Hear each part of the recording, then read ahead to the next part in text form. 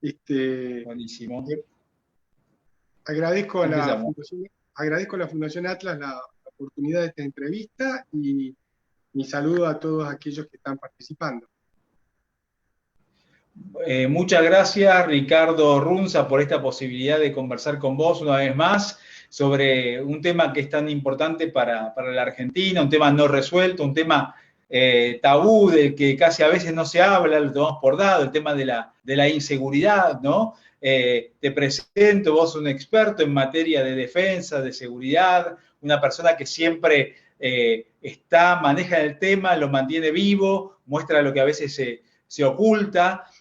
Vos sos magíster en Defensa Nacional, columnista de diversos medios escritos, también de distintos programas y canales de televisión y autor de diversos libros. Por eso aprovechamos la oportunidad de conversar con vos para ver, digamos, dónde estamos en materia de inseguridad, hacia dónde se puede ir, cómo mejorar, ¿no? Y volvemos a lo que te decía recién, ¿no? Que uno ve, no sé, víctimas de determinada catástrofe, dice X cantidad de muertos. Pero parece que no hubiera ni muertos, ni heridos, ni delitos en Argentina, porque como se va produciendo todo esto a fuego lento, ¿no? Día a día 1, 2, 10, 20, parece que no existiera. Sin embargo, diversas encuestas dicen que la inseguridad es el tema que más preocupa a los argentinos, a veces el primero o a veces el segundo, ¿no? Compitiendo con la inflación. Y así que tenemos la suerte hoy de charlar con vos para ver, y te pregunto, ¿cómo está la cuestión de la seguridad en Argentina? Bueno, la seguridad, en primer lugar, es un tema no policial exclusivamente. Es un tema complejo que involucra muchas cuestiones que inclusive vos la has tocado tangencialmente cuando hablaste de catástrofes, ¿no? O de desastres. Involucra muchos campos y, y es importante que entender que la seguridad en la Argentina es el despilfarro de numerosos recursos, de recursos muy importantes. Mucho dinero puesto en la seguridad y resultados que causan absoluta insatisfacción a todos, porque no podés encontrar un solo argentino que esté conforme con la seguridad en el país, ya sea desde el punto de vista de la seguridad nacional del país o desde el punto de vista de la seguridad pública. Realmente nosotros nos damos el gusto de malgastar 5 puntos del PBI en el campo de la seguridad. Solamente en el Estado Nacional, 2.2% del PBI argentino.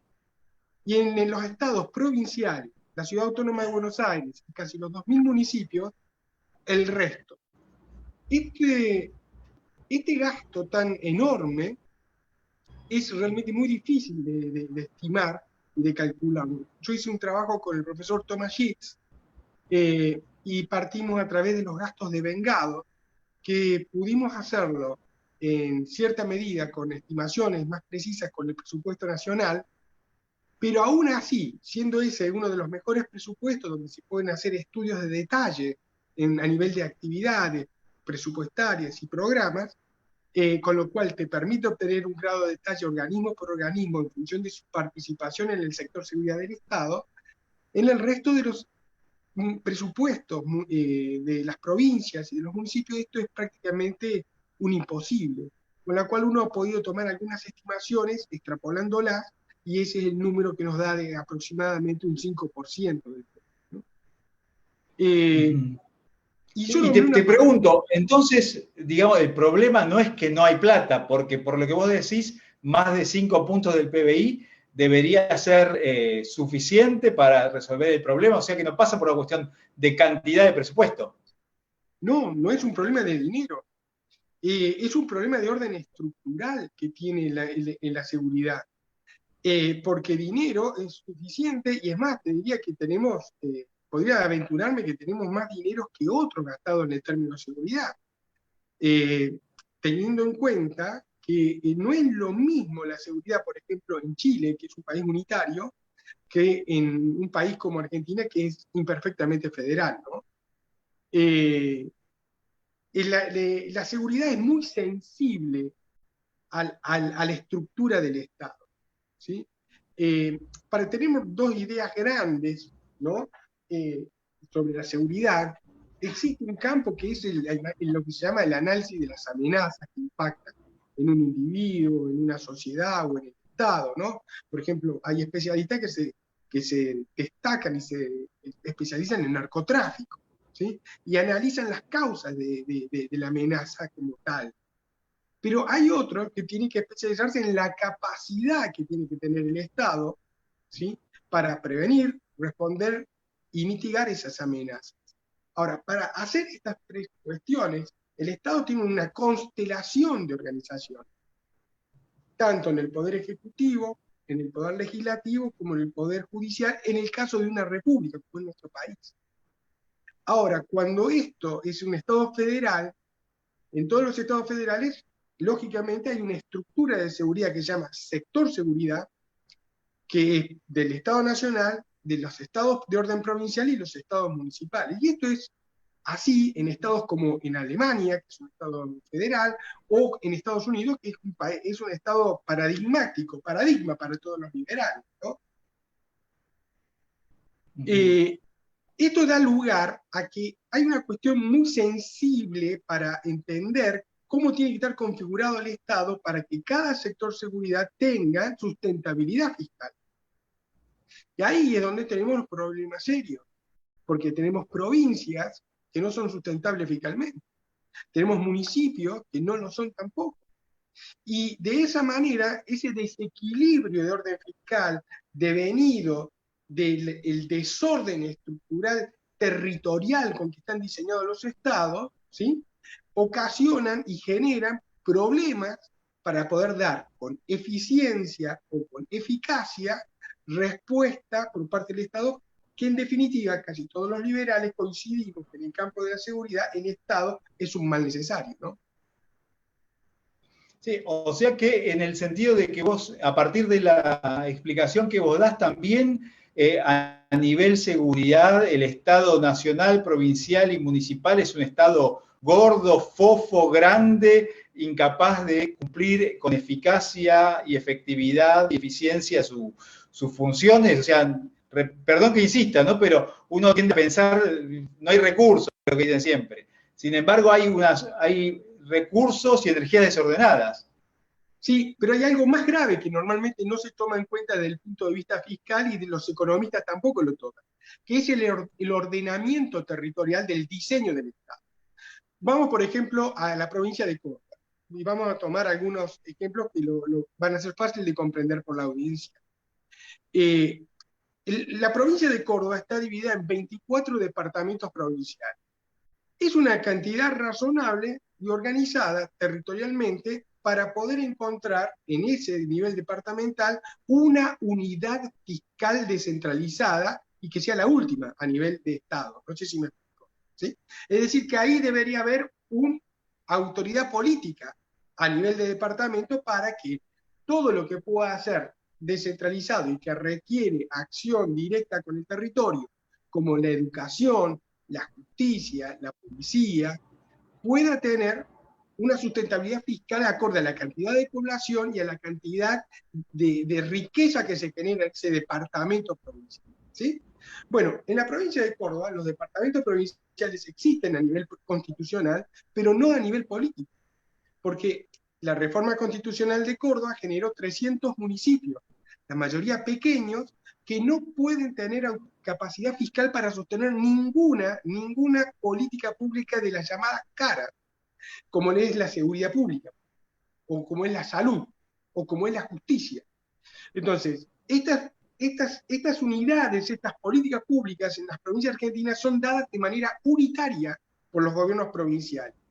Y al ser dadas de manera unitaria, la eficacia que tienen es enorme. Perdón, la ineficacia que tienen es enorme. Y eso es la insatisfacción que tiene la sociedad, que no puede recibir respuesta de calidad por parte de estas organizaciones que dependen de un gobernador, tal vez a cientos de kilómetros de donde está la gente y donde están los hechos. Y a lo mejor un comisario, un juez penal, un fiscal penal, no tienen incentivos adecuados para estar en un territorio que tiene que abarcar un montón de gente que está desperdigada y que no encuentra en ellos una respuesta favorable para acudir y encontrar solución a los problemas. ¿Estoy claro? Esto en la provincia de Buenos Aires se hace todavía más grave porque la provincia de Buenos Aires tiene dos grandes problemas. Uno, su interior, y otro, lo que se llama el conurbano bonaerense. ¿Y qué son los problemas que encontramos aquí que impactan en el sector seguridad de la provincia de Buenos Aires? Que tiene 135 partidos, que son el equivalente bonaerense de lo que es un departamento provincial, que a su vez son el equivalente de lo que en Estados Unidos sería un condado. Y ahí empiezan a ver los problemas, porque toda la política relacionada con la seguridad tiene una organización unitaria, como en todas las demás provincias, que hace que el ejercicio de esa política pública y del acompañamiento territorial y los incentivos que tienen a nivel ejecutivo, es decir, en el nivel de la acción, sean muy lejanos para con la gente. Eso es la gran diferencia, porque la Argentina se constituyó como una confederación de estados provinciales unitarios. Claro. ¿Y qué tiene Sí, que ver? comentando lo que vos decías, a veces insistimos en la división de poderes legislativo, ejecutivo, judicial en la Argentina como corazón de la República, pero si uno mira, por ejemplo, la esencia institucional de los Estados Unidos tiene que ver con la descentralización, ¿no? Con los estados son los que dan poder al gobierno federal, ¿no? Y también la autonomía fiscal incluso de los municipios y el control ciudadano sobre los recursos y cómo se utilizan estos recursos, ¿no? Lo que le da una enorme eficiencia, ¿no? Exacto, y como buen liberal diste con la palabra excelente de control ciudadano. La palabra control ciudadano, o el concepto de control ciudadano, es una palabra, es un concepto liberal por exclusividad. Y eso lo podemos ver en Alemania, lo podemos ver en Estados Unidos, en los países anglosajones en particular, porque tiene una importancia fenomenal en el campo de la seguridad. Muchos que nos están escuchando tienen una actividad privada, tienen su empresa, una organización privada, y obviamente que en sus organizaciones, depende de la envergadura que tengan, tendrán una descentralización del poder dentro de la empresa a través de distintas gerencias, ¿verdad? Bueno, los incentivos para que cada uno obtenga resultados para esa empresa están alineados, obviamente, con el rendimiento de utilidades. Y todos pondrían una zanahoria delante de cada uno de los gerentes para que todos actúen en conjunto de esa zanahoria. Bueno, en seguridad, al tener la configuración que tenemos nosotros, sin control ciudadano, esa zanahoria es prácticamente inexistente. ¿Por qué? Porque en Estados Unidos es un gran paradigma, y yo siempre me autorreferencio en el estado de Florida en particular, por la configuración del sector seguridad del estado de Florida, uno puede ver que el control ciudadano en todo el sector seguridad del estado de Florida, y separemos lo que es nacional de lo que es provincial, y ahora lo voy a explicar bien por qué. Porque el control ciudadano a nivel federal o nacional es de orden indirecto. Y el control ciudadano a nivel provincial y condados, municipios, es de tipo directo. ¿Y por qué es así? Porque hay una lejanía del poder al territorio y hay una lejanía del poder a la gente cuando uno va escalando al poder nacional. ¿Y cómo el control ciudadano se da a los elementos de fuerza del Estado nacional o federal? De manera indirecta a través de los representantes, es decir, a través de los diputados y los senadores. Pero, ¿cuál es la diferencia? ¿Cómo se puede dar ese control ciudadano indirecto? Y se da porque son elegidos uninominalmente. Al ser elegidos uninominalmente, los intereses de los diputados y de los senadores están con quienes lo votan en su distrito, y no con los partidos políticos, con la lista. Entonces, el control indirecto de las comisiones en el Congreso norteamericano se hacen efectivas y reales sobre todos los elementos de fuerza del Estado americano, desde la inteligencia americana, la defensa americana, los sistemas de control de emergencia americanos, por ejemplo, la Agencia de Gerenciamiento de Emergencias de Estados Unidos, de lo que se te ocurra. Y ese control indirecto se realiza. Ahora, en los estados, de orden provincial, como el estado de Florida, ese control ciudadano es directo. ¿Y cómo es el control ciudadano directo? A través de la elección. Entonces, los cargos del sector seguridad, que son más críticos, tienen una organización que permiten la elección por parte de los ciudadanos. ¿Y son todos los cargos? No, los que son sensibles en el ámbito de la seguridad pública en particular y en el ámbito de la seguridad ciudadana. El comisario, ¿sí? El fiscal general y el juez penal. Y para poder tener eso así organizado, la organización territorial del sector seguridad de la provincia concuerda con unos departamentos fiscalmente o con condados o metrópolis fiscalmente sostenibles para poder sostener los aparatos policiales, judiciales y de aplicación de la ley que requieren de los fondos necesarios para actuar con eficacia. Por eso cuando uno va a Miami, en Miami, que es ustedes pueden ver, una organización para la metrópoli de Miami. Y cuando va a un condado, hay una organización parecida, similar, pero de menor escala, para cualquier estado del estado de Florida. ¿Soy claro? Clarísimo. Entonces, cuando sí, el ordenamiento... Te escucho. Sí, te escucho. Te escucho. Cuando el ordenamiento territorial guarda correlación con la capacidad fiscal, el sector seguridad puede adquirir ribetes de eficacia y de eficiencia y lograr, lo más importante, estándares de satisfacción en la población, que es lo que nosotros no podemos lograr. Porque imaginémonos en cualquier distrito de la provincia de Buenos Aires, de su interior, por ejemplo, digamos Lincoln, el comisario, ¿cómo se elige? Y por una autoridad que se ubica en La Plata, a cientos de kilómetros de Lincoln. ¿Cómo es elegido el juez penal? Si el juez penal y Lincoln está en algún lugar de la jurisdicción de la justicia que lo abarca, comparte un territorio que es mucho mayor que la de Lincoln.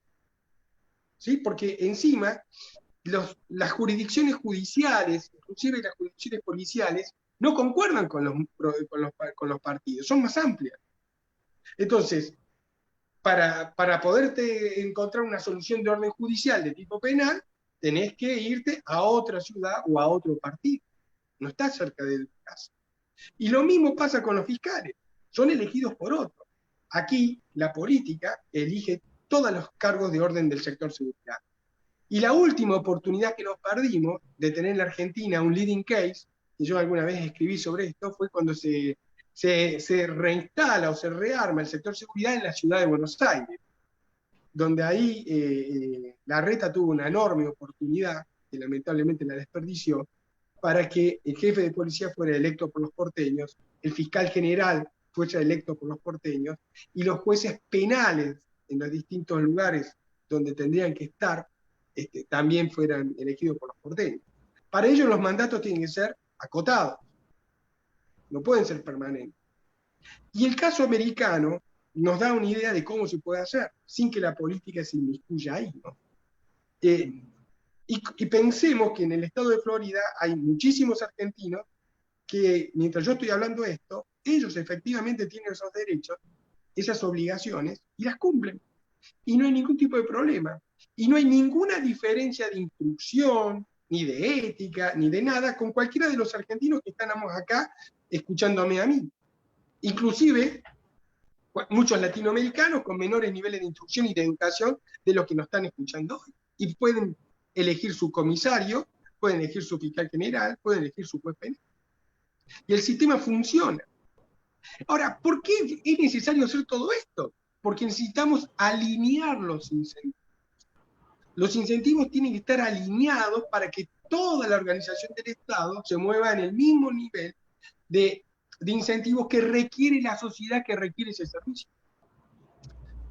Porque si un juez tiene garantizado su sueldo de por vida, si un juez tiene garantizado su cargo de por vida, si un comisario tiene garantizado su sueldo y sus ascensos en función de sus contactos con la jefatura policial, es muy difícil que eso se alinee con la decisión de la gente en el lugar donde está el servicio.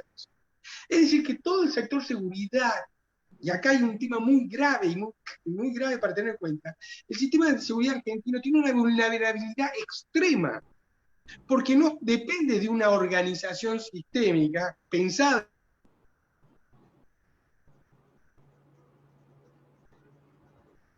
Bueno, se ha interrumpido la transmisión. Estábamos hablando con Ricardo Runza sobre el tema de seguridad en la Argentina. Eso sí se da la condición de que ese individuo tenga unas condiciones morales excepcionales y un compromiso excepcional. Y todos aquellos que están en una organización, sabemos que eso no se puede dar de forma permanente porque de hecho somos seres humanos, somos imperfectos, y si la organización no acompaña con la organización, es muy difícil que todo se alinee en pos de un objetivo. Ricardo, te hago una última pregunta para cerrar que tiene que ver con la temática y con el contexto actual de la Argentina. ¿Puede haber seguridad con un nivel de pobreza cercano al 50%, 52%, como dijo el Papa Francisco al criticar al gobierno actual? Sí, perfectamente se puede dar, porque la pobreza no genera delincuencia. La pobreza es una decisión, la delincuencia es una decisión de orden moral de cada individuo que decide delinquir por sí mismo. Si un individuo decide matar, es una decisión individual y personal de su libre albedrío. Ahora, eso ocurre también porque hay dos tabúes que rompen. El primer tabú es de orden religioso, que si no tiene alguna contención religiosa o de familia que lo contenga, esa barrera es inexistente y la traspasa. Pero la segunda barrera, que es la que tenés que fortalecer, es la del Estado. Y como tenemos un sector seguridad que no tiene esa capacidad de contener, evidentemente que la delincuencia es un campo libre porque no hay ninguna barrera que lo contenga, ni individual, ni colectiva, ni estatal, ni religiosa, ni de familiar, ni de ningún tipo. Y eso lo podemos ver claramente en el caso de los rugby, ¿sí? Donde vos podés ver que las decisiones que tomaron esos jóvenes pasaron primero por una decisión de orden individual, su propia persona en cada uno de ellos, de un entorno familiar, de un entorno ausente de orden religioso o educativo, porque ni el club, ni la escuela, ni nada pudo contener la violencia, y obviamente la inexistencia del Estado. Ricardo, muchísimas gracias por la posibilidad de hablar con vos. No sé si se cortó la comunicación, ¿me escuchás? Perfectamente, Ahí te escucho. ¿me escuchás? Perfecto, pensé que se había cortado. Así que te agradecemos muchísimo por esta posibilidad de hablar con vos sobre esta temática, digamos, tan importante para Argentina, de la que los liberales hablamos poco porque en general conocemos más de economía y por suerte tenemos a personalidades e intelectuales como vos que nos permiten tener una mirada profunda, teóricamente, iba a decir, sólida, para comprender la situación y para implementar soluciones efectivas mirando lo que pasa en los países que han logrado poner freno a la situación criminal masiva que vivimos acá. Me dejan una última cuestión muy rápido. El problema del argentino no requiere de populismo. La seguridad también tiene populismo. Los eslogan fáciles, como cárcel y bala, u otros que se ponen de moda, son eslogan. Y el problema de seguridad es un problema extremadamente complejo y sus soluciones son tan difíciles o muchísimo más difíciles de implementar que aquellas de orden económico. Porque toda cuestión a solucionar con respecto a la seguridad nacional y pública en particular, requiere de reformas constitucionales. E imagínate con eso el grado de acuerdo y de consenso que debería tener para poder lograr respuestas que no sean versos, que sean efectivas en serio. Ricardo, muchísimas gracias. Gracias a todos ustedes los que nos han acompañado en esta conversación y esta entrevista va a estar disponible en segundos en las distintas redes sociales, así que la van a poder ver nuevamente o compartir con las personas que consideren que puede serle de interés. Muchísimas gracias, Ricardo. Un gran abrazo. Gracias a ustedes, gracias. Gracias.